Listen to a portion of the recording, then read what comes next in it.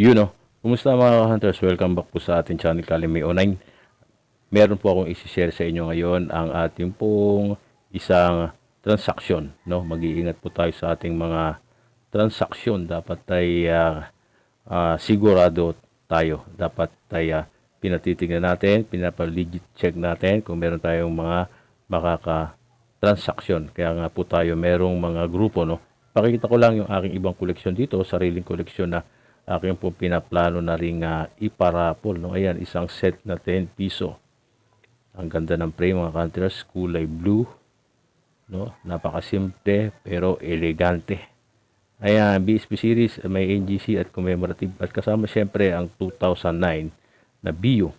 Brilliant Uncirculated. Galing po yan sa BU set na 2009. Tinalanggal at ilagay dyan para mabuo itong aking set, yung isa kong set na 10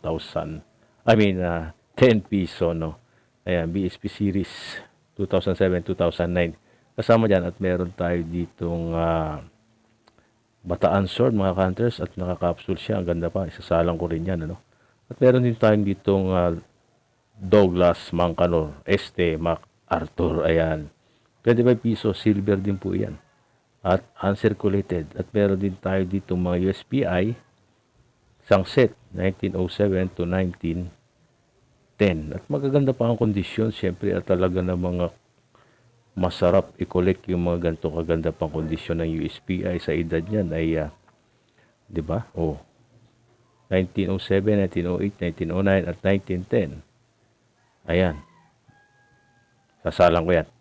At meron tayo ditong unpacking na silver coin din po ito mga hunters, silver coin lang. Yan. So shout out. Doble pa yung balot nito.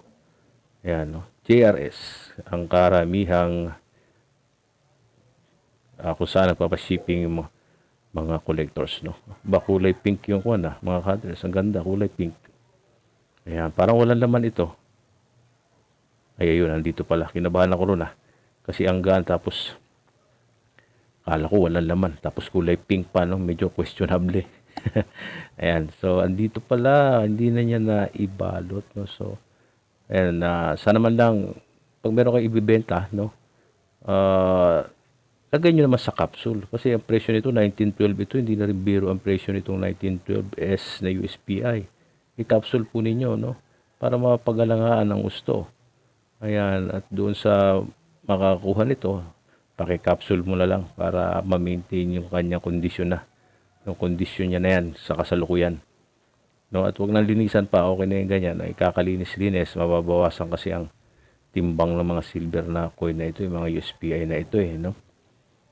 Ayan, at kukunin ko lang yung timbangan dito para ma-check natin yung timbang. Yan. Digital scale. Timbangin natin.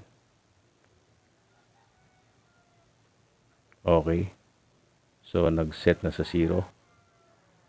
Kita nyo ba? Nasa 19.8 ang kanyang timbang. Mga hunters. 19.8. So, obviously, syempre, circulated yan. Ayan. Ay, nagbabago yung timbang pag binubuhat. Yan, bali 19.8 siya. So, sabi ko nga, circulated, kaya bawas ang timbang yan kasi hindi naman siya uncirculated. So, legit po itong 1912 na isang ito. Ayan. Ganda, oh. Ganda pa naman. So, pasok na pasok yung kanyang criteria para pangalagaan. Ayan. So, maraming salamat dito sa ating mga transaksyon at yung ating mga pinakita. Pakasupport po pag sinalang ko po yung 10 piso ko. Ayan. Huwag kalimutan mag-join sa ating membership na sa ganoon. Makapasok sa ating mga GC para may connection kayo. Sa ating Facebook page, mag-follow and subscribe. Ganon din sa ating YouTube channel. Ganito na lang. God bless. Pansamantala. Out muna tayo. Bye-bye.